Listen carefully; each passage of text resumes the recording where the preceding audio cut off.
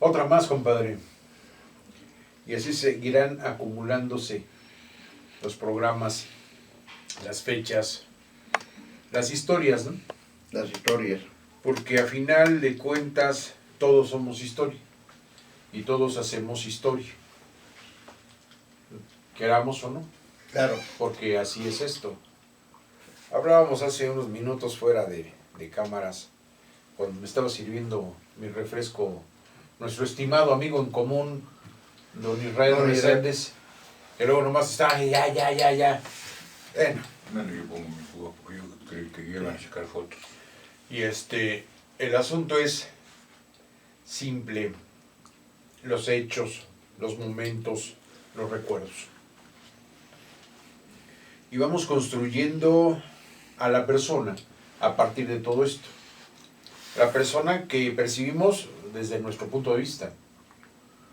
La persona que vivió esas cosas y que por ellas y con ellas se ha ido conformando como lo que es.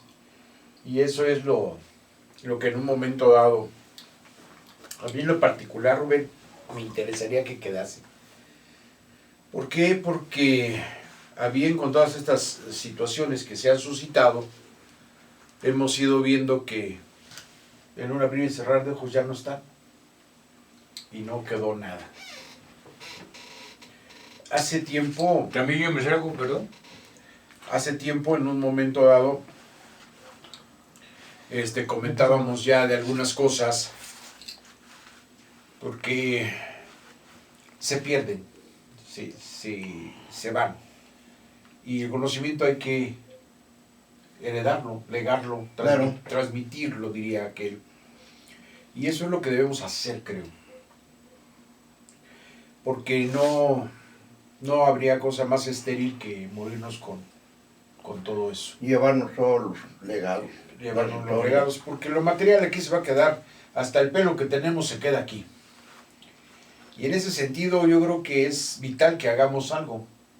Y lo vamos a seguir. Y voy a seguir insistiendo. Porque yo quiero que nos dejes tus letras. Muchas gracias. Tu voz, tus experiencias. Pues de alguna manera otra tu vida, porque la estás compartiendo a través de esto. Y es en ese sentido en el que pues tenemos mucho de qué hablar, compadre. Porque hay que comprar varias botellas para poder lograrlo, ¿no? Hay que hacer labor doble. Y es tiempo.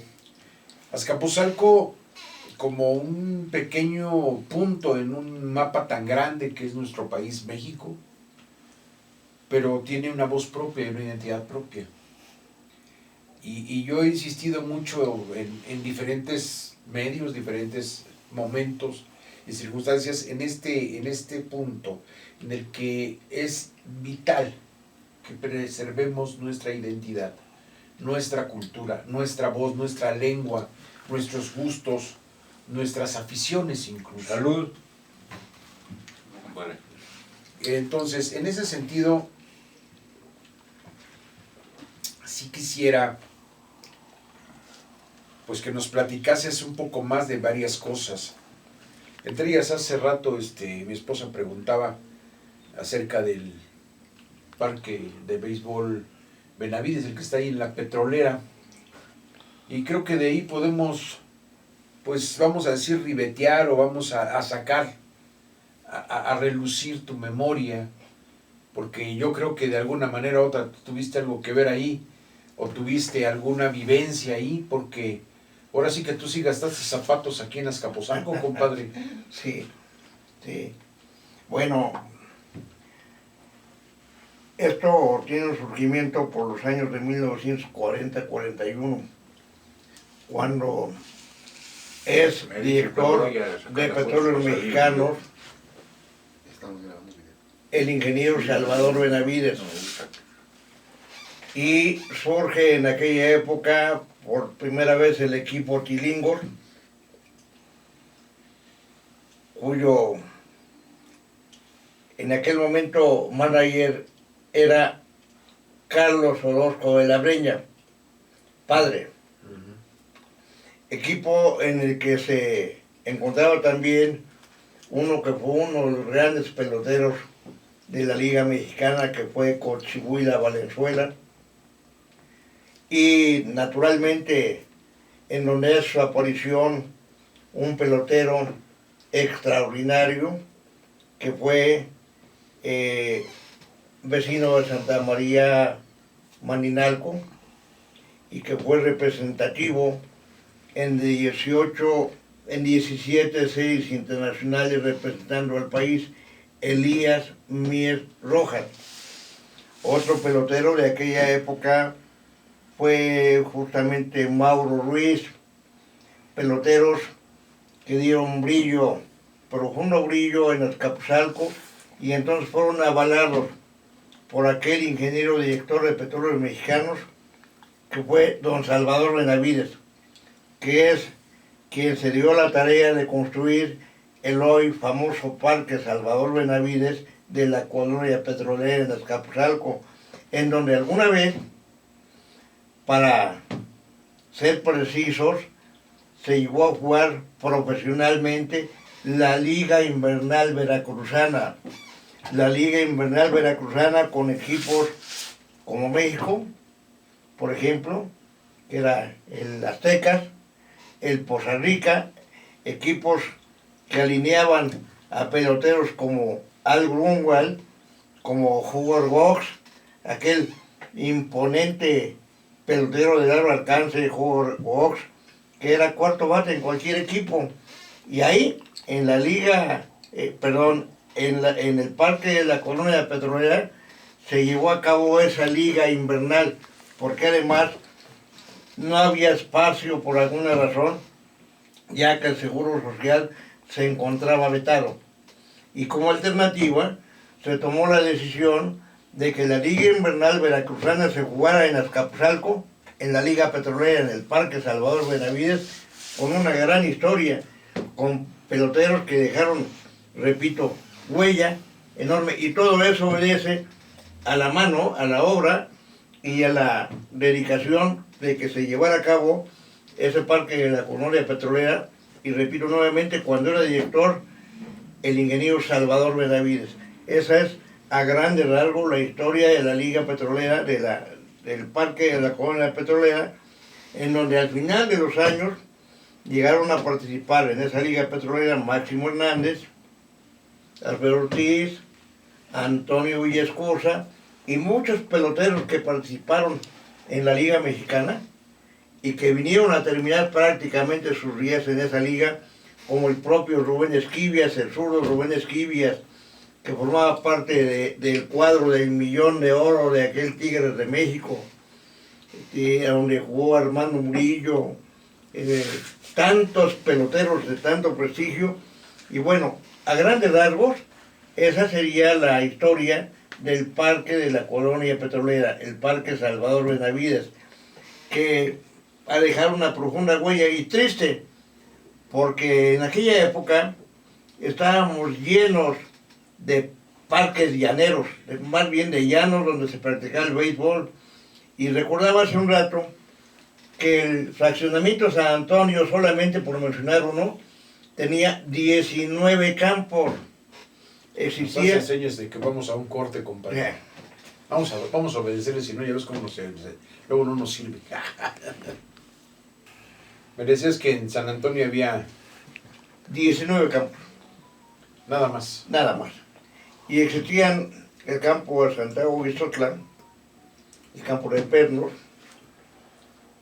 de Zamotihuaca, que después se convirtió en dos campos, San Bartolo de Tepehuacán, Santa Catarina, que era el campo que existía en la Escuela Hijos del Ejército, en el Parque Lucas Juárez, 20 de noviembre, y mayormente conocido como La Rosita. Existía uno, pero después se hicieron tres en ese mismo campo, en San Lucas, en Los Electricistas, en fin.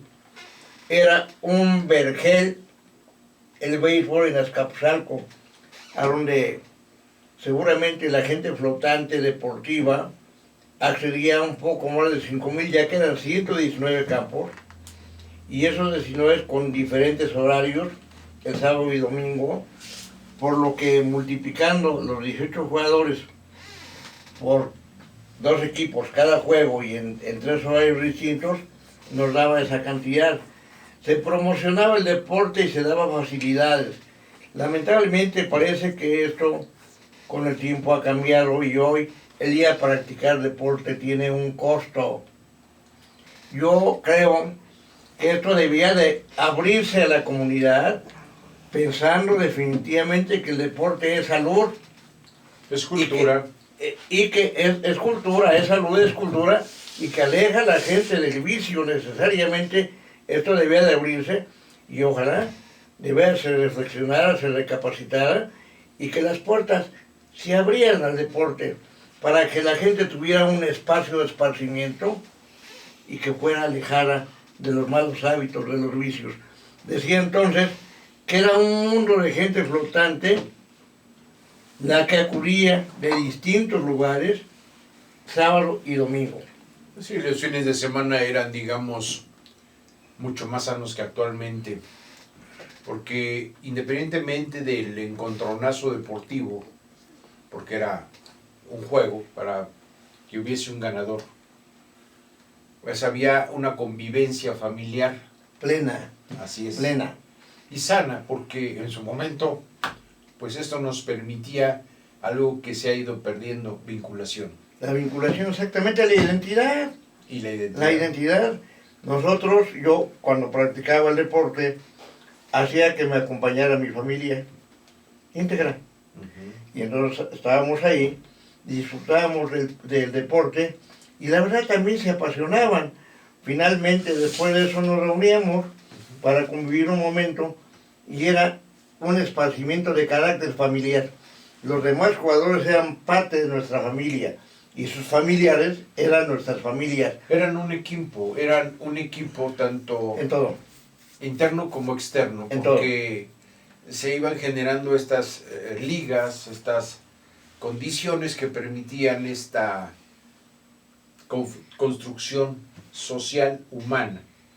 ¿Por qué? Porque, vamos, actualmente ya es más difícil verlo, pero en esos puntos yo tengo recuerdos gratos de la gente que se juntaba para ir y no faltaba que llevaba los sandwichitos, el agüita, y las cosas, y al rato era una convivencia sana, porque lo mismo estaba el hijo, el nieto, y pues obviamente esto pues hacía que la convivencia fuera sana, realmente familiar. Sí, no faltaba por ahí el traguito, el cigarro, pero vamos, con mesura. Claro, por supuesto. No quiero omitir, ni de broma, que en aquel equipo tilingo, retrocediendo un poco en tiempo y espacio, participaba un cubano que llegó a México, que se llamaba Avelino Catalá, y que estuvo integrado al equipo tilingo durante mucho tiempo. Y que Avelino Catalá, independientemente de esas participaciones que tuvo por aquellos años, alguna época ampalló y después terminó atendiendo a los jugadores con masajes, etc. Siempre útil al deporte de Azcapotzalco, al equipo Tilingos y, por qué no decirlo, al béisbol en particular, porque era un amante del béisbol. Un cubano que llegó a Azcapotzalco para servir, para ser útil, y que yo creo que todavía se le recuerda con cariño, por supuesto. No quería omitirlo, porque es todo un personaje de aquella época. Una época en donde en el equipo Tilingos también estuvo Carlos Galina, un tremendo pelotero que después fue profesional con el México, Carlos Galina, y una serie de gentes como Salvador Andrade, otro pitcher sensacional, y tantos que participaron en la trayectoria de ese equipo. Hoy lo recordamos con cariño, lo extrañamos, y ojalá que, si es posible, algún día abonemos un poquito con nombres y fotos de aquellos legendarios peloteros de la época. A mí me agradaría mucho. La preservación de la historia, que era lo que comentábamos al principio de esta charla, de este día. Pero también quisiera hacer un énfasis en un detalle que para mí es importante. Gracias por un año más. Muchísimas gracias. Muchas gracias. por estar aquí. El que tú cumplas un año más en este mundo me permite en su momento dado estar con la historia, que es mi historia, y que a partir de estas pláticas se vuelve de todos nosotros. En ese sentido, felicidades. Muchísimas gracias. Muchas Porque gracias creo por estar que aquí. es por importante, acordarse. ¿no? No dejar pasar las fechas y conmemorarlas, vivirlas y festejarlas y preservarlas, que es lo más importante, creo yo, porque pues hay tantas cosas que dejamos al garete, decía mi abuela, y terminan perdiéndose en el océano del olvido. Y eso está canijo. No. ¿No tendrás por ahí alguna poesía que tenga algo que ver con todo este asunto? Pues seguramente que sí. Pero me gustaría abundar un poquito más en el Vamos. aspecto del deporte. Ajá. Porque creo que tenemos un compromiso. Y el compromiso nuestro es que en algún momento se llegue a la cristalización, a la realización de la construcción de ese Salón de la Fama, en donde queden esos personajes de los que hablamos el día de hoy, formen parte de la vivencia plena de ese Salón de la Fama y se les reconozca su paso por el deporte, que es muy amplio, y de verdad vamos a seguir pugnando, compañero Padilla, porque esto cristalice. Lo Y necesitamos así de va a alguna ser. manera, Así va a ser. y repito, como los amigos que acabamos de mencionar, como el amigo de Santa María Maninalco, representante en 17 series internacionales, merecen un espacio, merecen un reconocimiento. Y estoy seguro que la gente, muchos ni siquiera saben que existió. Eso es lo más triste. Eso es lo más triste. Que pasaron, dieron brillo, pusieron en alto el nombre y la gente los olvidó. Sí, porque Necesitamos rescatarlo. eso es algo que sí está pasando mucho actualmente, y es en ese sentido, como dice el epitafio de los arqueólogos, ¿no? Maldito de aquel que desconoce de su historia, porque condenado estará a cometer los errores del pasado. Pero en ese desconocimiento viene la muerte de todo eso que en su momento dado podría ser el nutrimento para una nueva generación más apta, más correcta, diría yo, más sana, más comprometida y con una identidad que obviamente se ha ido construyendo a lo largo de muchas vidas. Y es en ese sentido en el que tenemos mucho trabajo, compadre. Porque a la gente pareciera que le vale la pura, pero bueno, vamos a un corte y regresamos. Sí, digo, entonces pareciera que nos importa poco, sin embargo, ¿qué sería de nosotros si no hubiera habido un padre, una madre, un abuelo, un Hidalgo, un Morelos, un Villa, un Madero, un Tata Cárdenas? Y así como haciendo salpicaduras uno va viendo cómo se ha ido transformando no solo la historia, sino la vida del país, y cómo se ha ido construyendo una nueva faceta con cada uno de los actos que se cometen o que se omiten, porque también eso es Omisión.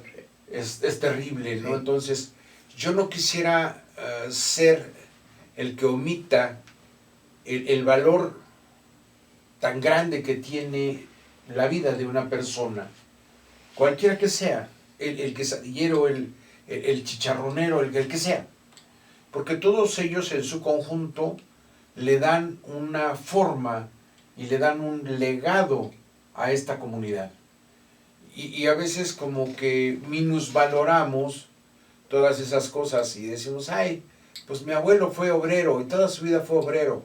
Sí, pero antes que ser obrero, él tenía un nombre.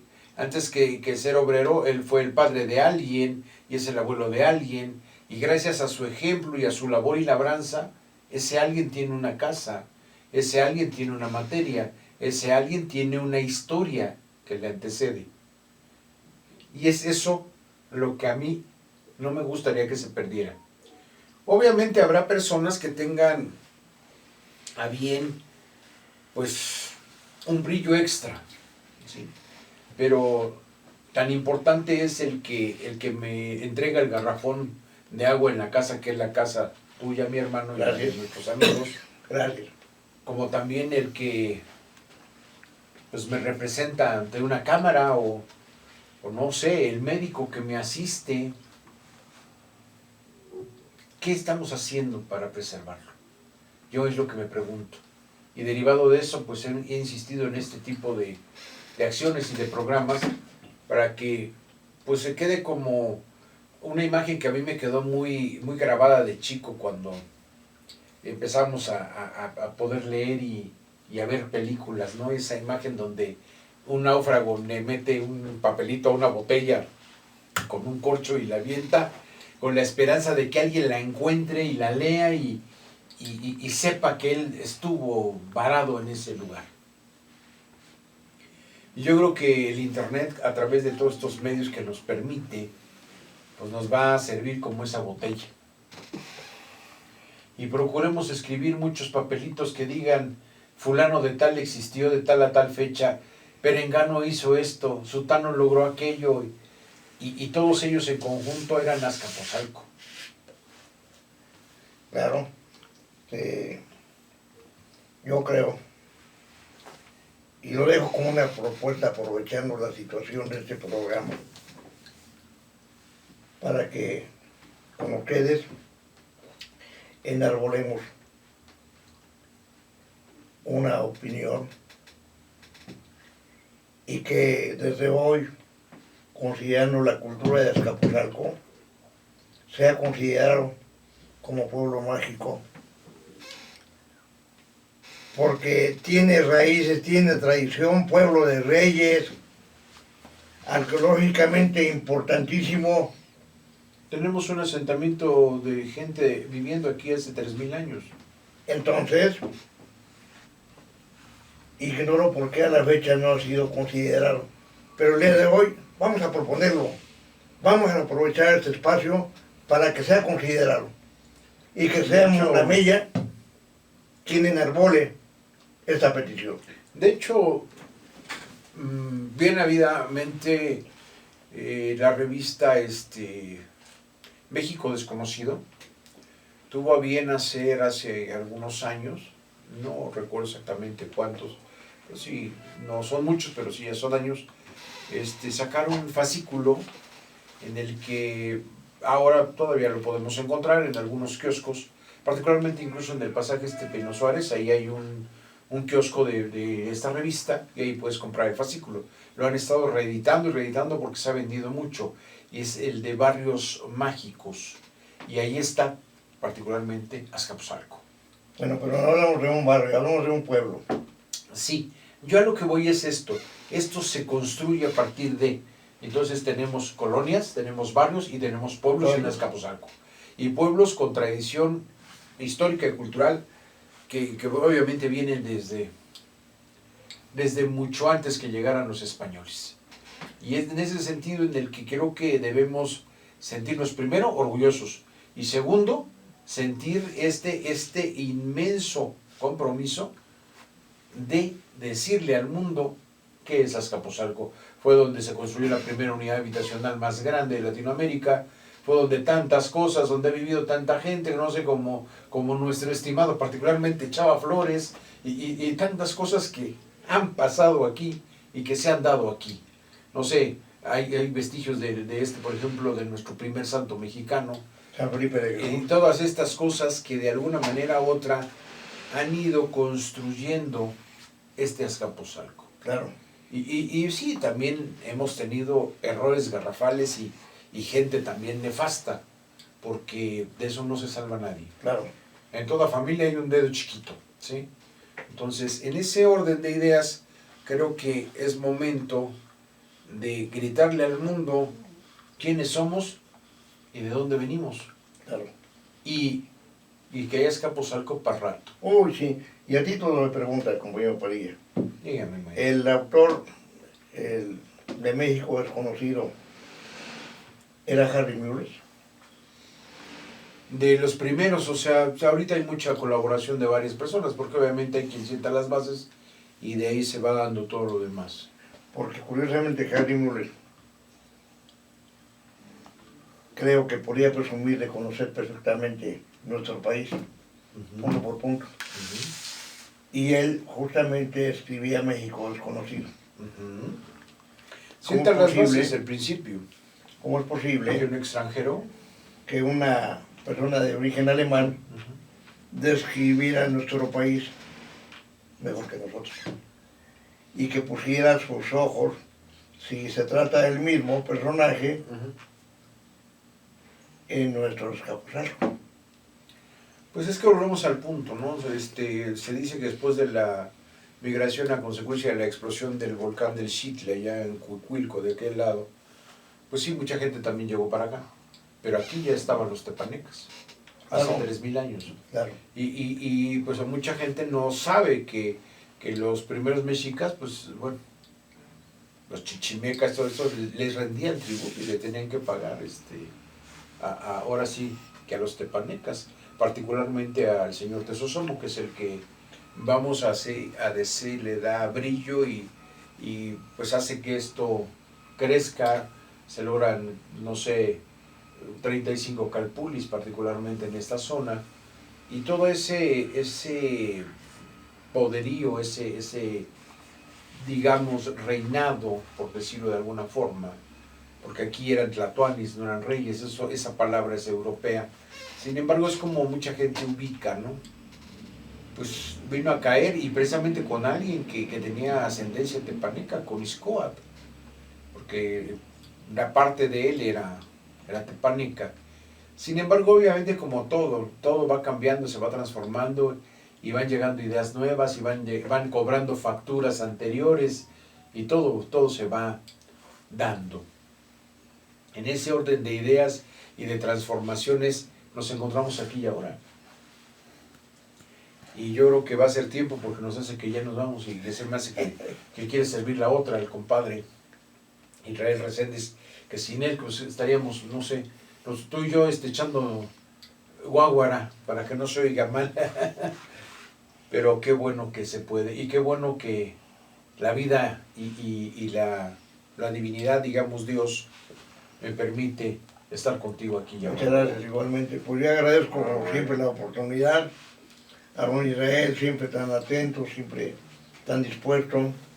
A mi compañero Padilla, decirles a ustedes gracias por estar aquí como cada 8 días.